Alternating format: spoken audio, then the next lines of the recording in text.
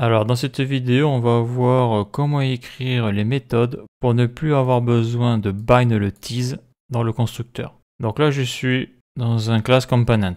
Je gère un état et on peut voir que dans la classe, il y a deux méthodes, endChange et endLSubmitMessage. Donc ces deux méthodes sont bind avec le tease et on peut voir que ça marche très bien. Donc ça, c'est une fonction classique. Il faut savoir qu'il y a une manière d'écrire les méthodes pour ne plus avoir besoin de bind le tease. Donc là, par exemple, si je désactive ici le tease de la méthode endChange, donc le tease n'est plus bind avec la méthode, donc qu'est-ce qui se passe? Dès que je vais taper cannot read property, say state of undefined. Ça, c'est parce que le tease n'est plus bind avec la méthode.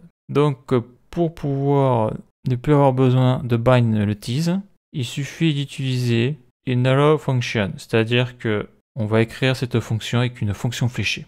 Donc on n'aura plus besoin de bind le tease car c'est automatiquement lié à l'instance du composant et on n'a pas besoin de le lier dans le constructeur. Donc une fonction fléchée c'est quoi? Donc là on a la fonction classique là, sauf que dans la classe on ne met pas le terme function et avec une fonction fléchée on ne met pas le const endChange. On met endChange, donc là après on met le égal. Ici on a le paramètre et après on met la fonction fléchée, donc la flèche. En anglais la arrow function. Donc là on voit que ça fonctionne très bien, j'envoie le message, maintenant ça fonctionne. Si je fais un console log de tease, je fais un CTRL-C, CTRL-V, là je mets un petit commentaire pour le retrouver. D'ailleurs je vais marquer ça, CTRL-C, CTRL-V, endChange tease. Donc là j'actualise, ça fonctionne, je tape du texte. Là qu'est-ce que l'on voit là? On voit le endChange tease.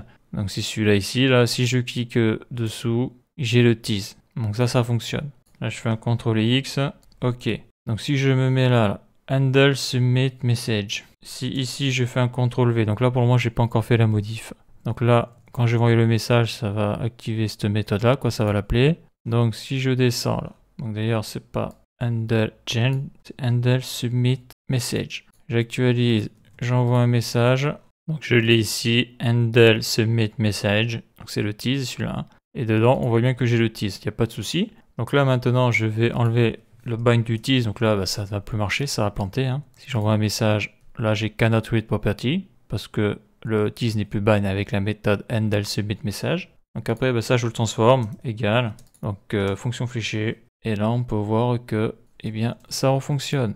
Donc c'est intéressant d'écrire les méthodes comme ça, car grâce à ça on n'a plus de bind le tease. Voilà, dans la classe, voilà. Donc maintenant je vais pouvoir l'effacer tout ça. Maj Alt-F, et là on a économisé 2 lignes de code. Donc là je vire le console log est viré. Est-ce que ça fonctionne toujours? Ça fonctionne toujours. Donc voilà pour cette vidéo et la suite dans le prochain épisode.